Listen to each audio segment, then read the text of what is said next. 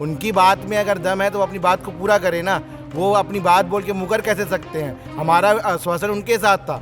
आपके माध्यम से पूरे सरकार से पूछता हूँ कि मेरे परिवार में एकमात्र आय का स्रोत वो मेरे से था, मेरे पिताजी नहीं हैं, माता जी हैं, बहन है, पत्नी है। अब मैं उस छोटी बहन की शादी के लिए किनके पास जाऊँ? अभी मुझे टर्मिनेट कर दिया गया है यहाँ से, तो वो आय का स्रोत मैं कहाँ से लाऊँ?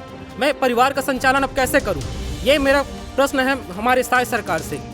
छत्तीसगढ़ में इस वक्त एक मुद्दा सबसे ज़्यादा गर्म है, वो है 3000 शिक्षकों के जीवन यापन पर जो मंडरा रहा है संकट। वो छत्तीसगढ़ सरकार ने इन शिक्षकों को 31 दिसंबर को टर्मिनेट कर दिया। ये प्रदेश भर के मेरिट होल्डर शिक्षक थे जिन्होंने बीएड किया था और ये बाकायदा अपनी सेवाएं दे रहे थे, लेकिन इन्हें सरकार ने बाहर का रास्ता दिखा दिया। अब ये प्रदर्शन कर रहे हैं। आप देखिए, आज तो कपड़े त्याग दिए हैं जो पुरुष शिक्षक हैं उन्होंने, क्योंकि वो किसी भी तरह सरकार का ध्यान अपनी तरफ खींचना चाहते हैं। जो परेशानी वो झेल रहे हैं, महिला शिक्षक आप देखें, सारे लोगों ने अपने आंखों पे काली पट्टी बांधी हुई है। ये अपना एक अनोखा तरीका है प्रदर्शन करने का, ताकि सरकार के कान में जू रहेंगे और इनकी समस्या को सरकार समझेगी। युवराज कुमार हमारे साथ हैं। युवराज जी, आप भी सहायक शिक्षक थे, आप भी टर्मिनेट हो गए। ये पूरा मामला क्या है, संक्षिप्त में समझाइए। संक्षिप्त में ऐसा है मैडम कि हम लोग सहायक शिक्षक के पद पर राजपत्र को देखकर भर्ती हुए थे। इसमें ये लिखा हुआ था कि BEd, DEd and DElEd is eligible for becoming teacher in primary. हम एक भर्ती कोई भी होता है मैडम, राजपत्र को देखता है, नोटिफिकेशन देखता है, भर्ती हो गए, हमारी परीक्षा हो गई, हम लोग सारे मेरिटोरियस शिक्षक हैं, मेरिट आ गया, हमारा सारा लिस्ट बन गया। हमारा जो नियुक्ति, जो मेरिट लिस्ट के बाद हमारी नियुक्ति हुई, नियुक्ति होने के बीच में एक गजट आता है मैडम एनसीटी से, जिसमें लिखा होता है कि बीएड जो है प्राइमरी में एलिजिबल नहीं है, किंतु हमारे छत्तीसगढ़ के राजपत्र ने हमारे को भर्ती कर चुके हैं, मात्र हमारे को नियुक्ति पत्र देना था। तो उसमें नियुक्ति पत्र में ये लिख के दे दिया गया कि आपकी जो नियुक्ति है कोर्ट के अधीन है। अभी मैं ये पूछता हूँ मैडम, कोर्ट के अधीन नियुक्ति है बोल के अगर नियुक्ति दिया उन्होंने तो कुछ सोच के दिया होगा। ये सोच के अगर दिया है सरकार ने कि कोर्ट के अधीन नियुक्ति है बोल के बाद में हम निकाल देंगे, इसका मतलब छोटे बच्चे भी ऐसा नहीं करते हैं। उसके बाद ये कहना है अभी मौजूदा सरकार का कि ये पिछली सरकार की, पूर्ववर्ती सरकार की गलती है। मैं ये कहना चाहता हूँ मैडम, गलती कुछ नहीं होती, त्रुटि होती, त्रुटि का इम्प्रूव करना चाहिए। अब बोलते हैं कि 1600 लोग को भर्ती किया गया, उसके बाद फिर उनको अनुबंध कोर्ट का लगा के निकाल दिया। अभी 1400 लोग, अब मैडम मुझे तो इसी सरकार ने भर्ती किया है और इसमें भी यही अनुबंध लिखा हुआ था। लोकसभा चुनाव से पहले 1400 लोग का हम लोग का भर्ती हुआ है, 2-2 काउंसलिंग हुई है। यदि ये गलत था तो आपने क्यों भर्ती किया? यदि आपने भर्ती किया तो कुछ सोचा होगा कि कोर्ट का आदेश आने के बाद आगे राजपत्र में प्रकाशित हुआ, पूरी प्रक्रिया को फॉलो किया गया, रखने की पूरी प्रक्रिया हुई और फिर सरकार ने हाथ खड़े कर दिए। तो ये प्रक्रिया की ही क्यों गई? आपका सवाल जायज़ है कि आपने सारी विधियों को पूरा किया और आप पहुंचे। आज तो आप लोगों ने अपनी शर्ट से निकाल दी है, तो ये क्यों किया आप लोगों ने? मैम, हम लोग को 31 दिसंबर को नए साल का गिफ्ट दिया गया और गिफ्ट में हमको ये दिया गया कि हमें टर्मिनेट कर दिया गया।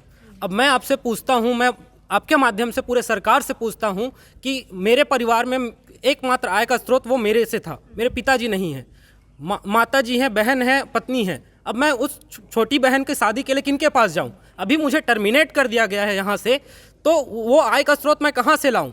मैं परिवार का संचालन अब कैसे करूँ? ये मेरा प्रश्न है हमारे स्थायी सरकार से।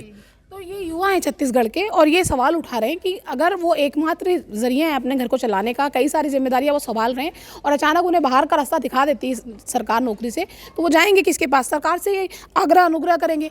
भैया क्या कहना, आप कहाँ से आए? मेरा तो पोस्टिंग बगीचा ब्लॉक में हुआ है, लेकिन मैं बलौदाबाजार ज़िले से प्रॉपर रहने वाला हूँ जी। तो क्या है आपका कहना इस पूरे मामले में?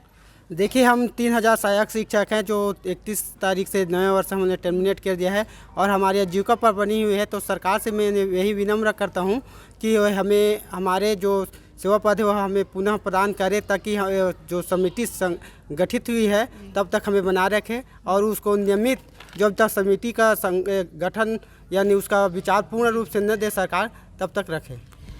आप लोगों ने क्या सरकार के पास जाके कोई बात की है? इस प्रदर्शन के पहले किसी तरह से अपनी बात पहुंचाने की बात की, कोशिश की? जी मैम, हम लोगों ने बहुत बार सरकार के पास गए हैं और विष्णुदेव साय जी का पहले से कहना था कि किसी को नौकरी से नहीं निकाला जाएगा। उनका ये बयान 4 से 5 बार अलग अलग जगहों पे आ गया है, मोर देन 4-5 बार हो सकता है। उन्होंने हर बार यही कहा है किसी को नौकरी से नहीं निकाला जाएगा, बीच का रास्ता निकाला जाएगा। तो अब ये नौबत क्यों आ गई कि नौकरी से निकाल दिया गया है हमको? उनकी बात में अगर दम है तो वो अपनी बात को पूरा करे ना। वो अपनी बात बोल के मुकर कैसे सकते हैं? हमारा आश्वासन उनके साथ था। जो सर ने बताया, हमारे नियुक्ति पत्र में लिखा हुआ था कि ठीक है, हमारा जो मामला है कोर्ट के अधीन है, हमने उसको देख के अपनी भविष्य की रणनीति तय नहीं की थी। हमने भविष्य की रणनीति और योजनाएं तब बनाई, शादी करना, लोन लेना, जब हमारे मुखिया ने कहा था कि आपको नौकरी से नहीं निकाला जाएगा। बहुत सारी लाइबिलिटीज भी आ जाती है आदमी के पास, अगर उसके पास एक लगता है कि भविष्य सुरक्षित है, लेकिन अब असुरक्षित हो गया है। कोई और रास्ता, कोर्ट का रास्ता, कानूनी रास्ता आप लोग अपनाने की प्लानिंग कर रहे हैं? मैम, कोर्ट का रास्ता तो सरकार के पास ही है। सरकार के प्रवक्ता कल न्यूज़ चैनल के माध्यम से बोल रहे थे कि हमने रिव्यू पिटीशन लगाया है। अगर रिव्यू पिटीशन लगाया है मतलब कहीं ना कहीं जस्टिस अभी पेंडिंग है। अगर जस्टिस पेंडिंग है मैम, तो हम लोग को टर्मिनेशन किस बेसिस पे दे दिया गया है? सवाल सही है, जायज़ है कि अगर ये सारी प्रक्रिया न्यायालय के थ्रू ही हो रही है तो कम से कम नौकरी पे इन्हें रहना था अंतिम निर्णय आने तक। लेकिन सबसे बड़ा घोर संकट यही है कि 3000 शिक्षक सड़क पर है, उनका जो भविष्य उनको अंधकार में दिख रहा है, और उनकी यही सरकार से यही उनकी विनती है कि उन्हें बहाल किया जाए, ताकि वो जो सपने लेकर आए थे, जो पूरी प्रोसेस पूरी करके इस नौकरी के लिए आए थे, उन सपनों में कम से कम उनके पानी ना फिरे और उनका भविष्य जो खतरे में है, उनके पूरे परिवार का भविष्य खतरे में, क्योंकि एक आदमी अकेला सड़क पर नहीं है, उसके साथ उसका पूरा परिवार सड़क पे आने की नौबत है। तो ये चिंता जायज़ है और सरकार से यही मांगे इस प्रदर्शन के जरिए कि उनकी बात की सुनवाई हो और सरकार किसी सकारात्मक नतीजे पर ये बात खत्म करे। कैमरामैन अशोक के साथ प्रियंका कौशल, भारत एक्सप्रेस, रायपुर। उनकी बात में अगर दम है तो वो अपनी बात को पूरा करे ना। वो अपनी बात बोल के मुकर कैसे सकते हैं? हमारा आश्वासन उनके साथ था। आपके माध्यम से पूरे सरकार से पूछता हूं कि मेरे परिवार में एकमात्र आय का स्रोत वो मेरे से था। मेरे पिताजी नहीं हैं, माता जी हैं, बहन है, पत्नी है। अब मैं उस छोटी बहन की शादी के लिए किनके पास जाऊं? अभी मुझे टर्मिनेट कर दिया गया है यहाँ से, तो वो आय का स्रोत मैं कहाँ से लाऊं? मैं परिवार का संचालन अब कैसे करूं? ये मेरा प्रश्न है हमारे स्थायी सरकार से।